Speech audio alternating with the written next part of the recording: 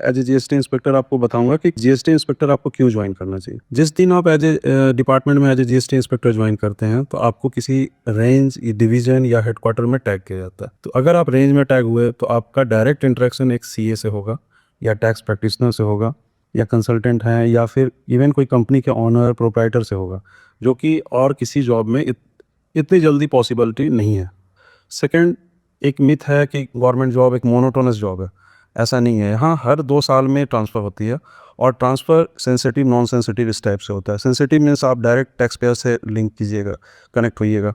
Non sensitive आप office desk job कीजिएगा, वहाँ पे रिटेन का काम जैसे एडजुडिकेशन ऑर्डर लिखना है और इस टाइप का काम होता है। तो मोनोटोनस नहीं है, हर समय अलग अलग काम है और इवन आपको एंजॉयमेंट इसमें अच्छा मन लगेगा। थर्ड, जो बोला जाता है कि आप ज्वाइन किए तो जीएसटी इंस्पेक्टर, लेकिन आप क्या है कस्टम में भी जा सकते हैं। वहाँ आप बॉर्डर पे, इंटरनेशनल बॉर्डर पे इंपोर्ट एक्सपोर्ट का काम कर सकते हैं, डीआरआई में ज्वाइन कर सकते हैं, बड़े बड़े जहाँ पे गोल्ड का सीजर वगैरह होता है, या डीजीजीआई में जहाँ बड़ी बड़ी रेड्स होती है वहाँ आप इन्वॉल्व हो सकते हैं।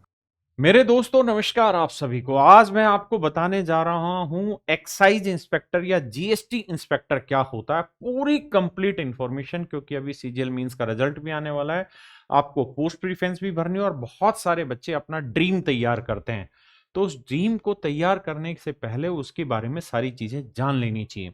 मेरे बच्चे, जो जीएसटी इंस्पेक्टर होता है, ये मेरे बच्चे group B non gazetted post होती है और बहुत अथॉरिटी वाला पद होता है। ये देखिए, ये मेरे स्टूडेंट हैं। आपको दिखाई दे रहा होगा अपनी मम्मी के साथ, ये डोमरॉन टीवी वाला है। ये कैसे अपनी मम्मी के साथ फोटो ले रहे हैं। इस बच्चे को देखिए, सिंघम स्टाइल में आपको दिखाई दे रहे हैं। ये होते हैं जीएसटी इंस्पेक्टर और ये लोग वर्दी पहनते हैं। ये सारे वो बच्चे हैं जो मेरे स्टूडेंट हैं, जिनका जीएसटी इंस्पेक्टर की पोस्ट पे सिलेक्शन हो रखा है। ये सारे मेरे प्यारे बच्चों जीएसटी इंस्पेक्टर, जितने आपको दिखाई दे रहे हैं सारे जीएसटी इंस्पेक्टर हैं। ये मेरे बच्चे जीएसटी इंस्पेक्टर, ये सारे के सारे जीएसटी इंस्पेक्टर है। एक नहीं, हजारों की संख्या में जीएसटी इंस्पेक्टर का सिलेक्शन होता है और इन्हीं से मैंने पूछ के आपके लिए पूरा का पूरा प्रोजेक्ट तैयार किया है। इसी के बारे में आज हम बात कर रहे हैं। देखिए यार, ये जो डिपार्टमेंट होता है इसे हम कहते हैं central board of indirect taxes and customs, CBIC बोलते हैं, जिसके अंदर इन इंस्पेक्टर का सिलेक्शन होता है। मिनिस्ट्री ऑफ फाइनेंस का होता है, खाकी वर्दी होती है, कुछ राज्यों में अनिवार्य होती है, कुछ में नहीं होती। सबसे बड़ा रुतबा जो होता है वो होता है रेड मारने का, है ना। अजय देवगन की फिल्म देखी ना, रेड, उस तरीके का माल होता है यहाँ पे। क्यों चुने? अगर आप व्हाइट कॉलर अपराधों की जांच करना चाहते हैं, देखिए, आपको क्रिमिनल से मुकाबला नहीं करना है। यहाँ पे सारे के सारे व्हाइट कॉलर होंगे जो टैक्स इवेजन कर रहे होंगे, तो उन लोगों से आपको रोज इंटरेक्शन होना है। को जानना था कि जीएसटी इंस्पेक्टर की जॉब प्रोफाइल एग्जैक्ट क्या होती है। जीएसटी इंस्पेक्टर की जॉब प्रोफाइल एग्जैक्टली ये होती है कि हमें असेसमेंट करना होता है टैक्स पेयर्स का, जीएसटी पेइंग टैक्स पेयर्स को असेस करना होता है, उनके रिटर्न्स को, और देखना होता है उसमें कोई गड़बड़ है। और ज्यादातर जो है आपका जो काम है वो डिपेंड करता है कि आपकी कॉस्टिंग की तरह रेंज में अगर आपकी कॉस्टिंग है तो जनरली यही काम आप रिटर्न्स को असेस करते हो, देखते हो कोई गड़बड़ या फिर टैक्स पेयर्स को पकड़ने के लिए उनको नोटिस देते हो, फिर उसको एडजुडिकेट करते हो, ऑर्डर्स बनाते हो। ये सब काम जनरली रेंज में होता है। फील्ड विजिट्स होती हैं, आप विजिट पे जा रहे हो, देख रहे हो टैक्स पेयर असली है कि नकली है, रजिस्ट्रेशन देने के लिए एक विजिट करनी होती है मैंडेटरी।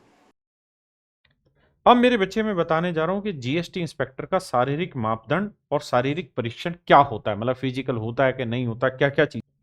देखिए मेरे भाई, हाइट जो चाहिए होती है वो 157.5 सेंटीमीटर चाहिए होती है जनरल बच्चे के लिए, मेल के लिए। और जो सीना है वो 81 सेंटीमीटर चाहिए होता है और 5 सेंटीमीटर की फुलावट जरूरी है। ठीक है जी। ऊंचाई में 5 सेंटीमीटर की छूट, रिलैक्सेशन मिल जाती है गढ़वाली बच्चों को, असमिया बच्चों को, गोरखा और शेड्यूल ट्राइब बच्चों को 5 सेंटीमीटर की इसमें रिबेट मिल जाती है। भाई 1600 मीटर पैदल चलना होता है 15 मिनट में। वहीं अगर आप दिल्ली पुलिस का, एसएससी, जीडी, इन चीजों का फिजिकल करेंगे तो वहां 1600 मीटर आपको 6 मिनट में दौड़ना होता है। यहाँ 1600 मीटर मात्र 15 मिनट में चलना होता है और 8 किलोमीटर की साइकिलिंग होती है, वो भी 30 मिनट में। तो फिजिकल ना के बराबर होता है, यानी वॉकिंग और साइकिलिंग होता है। वहीं बात करें मेरे बच्चे महिलाओं के लिए, तो हाइट चाहिए 152 सेंटीमीटर, वेट चाहिए 48 किलोग्राम और ऊंचाई में 2.5 सेंटीमीटर की छूट होती है, वजन में 2.5 किलो की छूट होती है उन्हीं कैटेगरीज के लिए। मेरे बच्चे 1 किलोमीटर की पैदल वॉक होती है लड़कियों के लिए 20 मिनट में और साइकिलिंग होती है 3 किलोमीटर की 25 मिनट में। और मेरे बच्चे, जो बच्चे पूछते हैं आंखों का चश्मा, तो देखो यार, एक आंख का 6/6 होना चाहिए, दूसरी आंख का 6/9 चल जाता है। जिनको दूर की दृष्टि का दोष है, जिनको निकट की दृष्टि का दोष है, एक आंख का 0.6 तो दूसरी आंख का 0.8 चल जाता है। देखो यार, सिलेक्शन प्रोसेस ऐसा है कि आपको एसएससी में सीजीएल करके एक एग्जाम होता है, उसके एग्जाम का आपको फॉर्म भरना होगा। फॉर्म भरने के बाद पहले टायर 1 क्लियर करना होगा। टायर 1 जो होता है क्वालिफाइंग नेचर का होता है। फिर टायर 2 पेपर होता है और इसी से फाइनल मेरिट बनती है। और लास्ट में होता है डॉक्यूमेंट वेरिफिकेशन।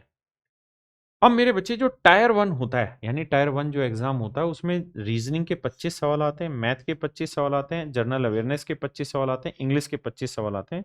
100 क्वेश्चन होते हैं, 200 नंबर के होते हैं, 60 मिनट में पेपर करना होता है। 0.50 मार्क्स नेगेटिव मार्किंग होते हैं और ये पेपर मात्र क्वालिफाइंग होता है। इसके बाद आता है असली एग्जाम, जिसे हम कहते हैं mains exam.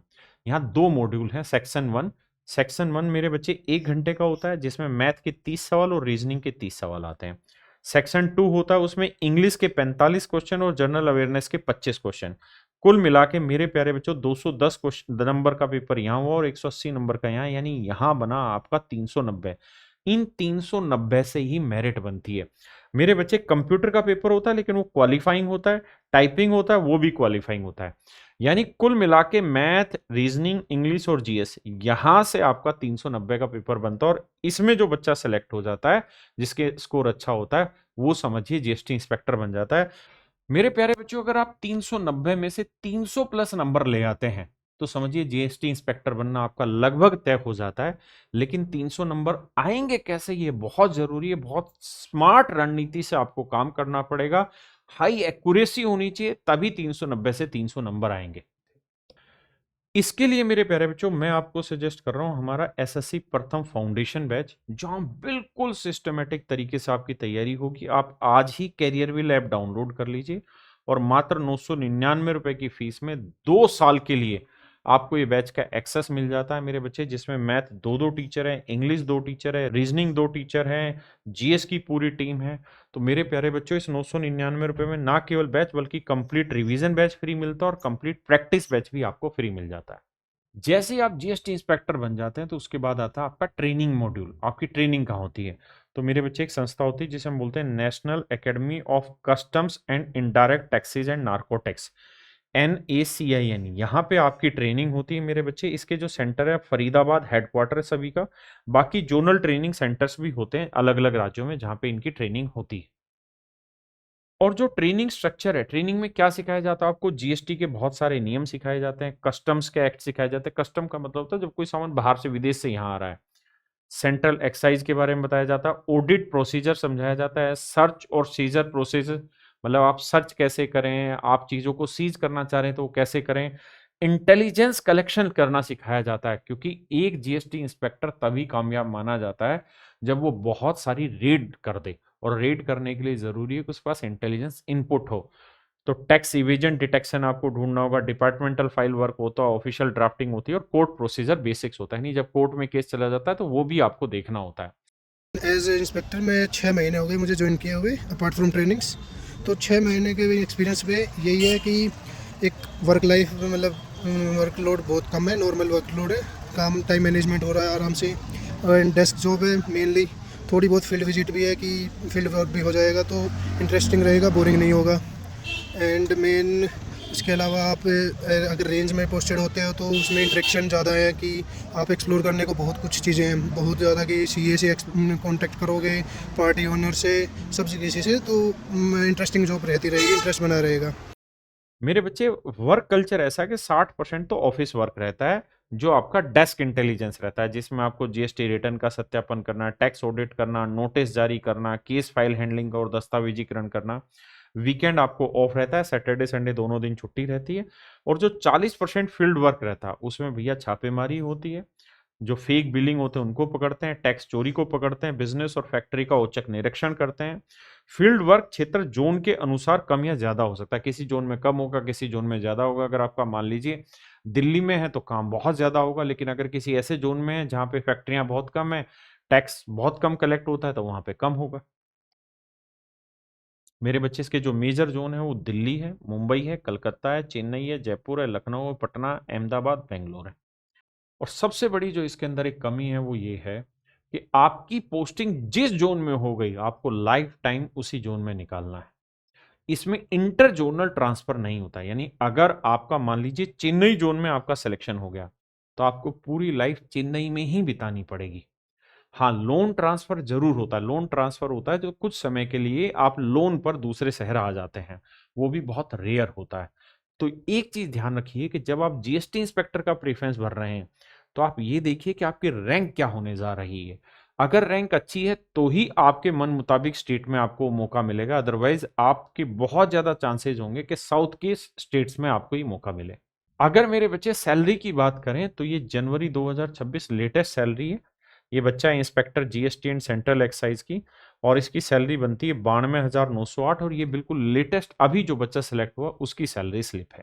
I'm going to share my 3-year experience of a central excise inspector or you can say GST inspector। पूरे करियर में तुम्हें 20 लाख रुपए तक का रिवॉर्ड भी मिलता है जो कि टैक्स फ्री होता है। तुम टैक्स इवेजन को रोक के देश की इकोनॉमी में अपना रोल प्ले कर रहे हो, सबसे बड़ी बात है। And the most important thing is कि जब तुम्हारा प्रमोशन होता है, जब तुम असिस्टेंट कमिश्नर तक पहुंचते हो तो तुम्हें आईआरएस कैडर मिलता है। तुम चाहे कितना भी प्रमोशन ले लो, पुलिस जॉब में तुम्हें कभी आईपीएस कैडर नहीं मिलेगा, नहीं तुम्हें कभी आईएएस कैडर मिलेगा, लेकिन इसमें आईआरएस कैडर तुम्हें मिल जाता है।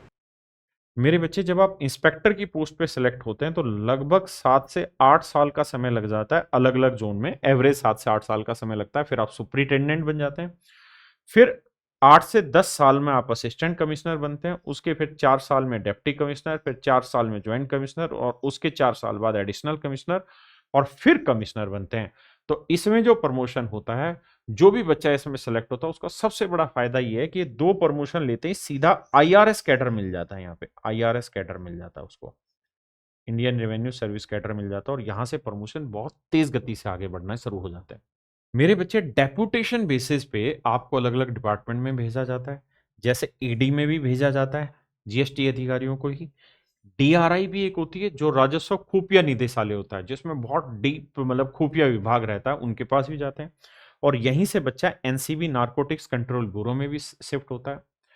देखिए, जब इन अलग अलग डिपार्टमेंट में जाते हैं तो आपको बहुत सारे लाभ होते हैं, बहुत सारी जगह स्पेशल अलाउंसेज होते हैं, बहुत ज़्यादा पावर होती है, वहाँ पे तेज कैरियर ग्रोथ होती है, प्रमोशन के चांसेस भी फास्ट हो जाते हैं। और एक और चीज़, जब जीएसटी इंस्पेक्टर आप लगते हैं और जब आप ज्वाइंट कमिश्नर की पोस्ट से रिटायर होते हैं तो टैक्स कंसल्टेंट और कॉरपोरेट सलाहकार के रूप में आप नौकरी के बाद भी, जब रिटायर होते हैं 60 साल की उम्र के बाद भी, आप कहीं पे भी ज्वाइन कर लेते हैं। देखिए यार, अगर नुकसान की बात करें इसमें, तो अगर आपका जोन आपके घर से दूर है तो पूरा जीवन आपको घर से दूर बिताना होगा। रेड के दौरान ऐसा भी होता है कि कई बार काम का दबाव भी होता है। जब आप किसी के यहाँ रेड मारेंगे तो राजनीतिक दबाव भी आएगा और बाहरी दबाव भी आता है। मजे की चीज क्या है कि स्टेबल जॉब है, मतलब आपके पास ताकत रहती है, शहरी लाइफस्टाइल, क्योंकि मोस्टली आपकी पोस्टिंग शहरों में ही रहनी है, और सैलरी अच्छी रहती है। और दूसरी चीज, जब आप रेड लगाते हैं तो आपको 20 लाख रुपए तक का बोनस भी सरकार देती है, जब आप ठीक ठीक इंटेलिजेंस क्रेडिट करते हैं। नमस्कार।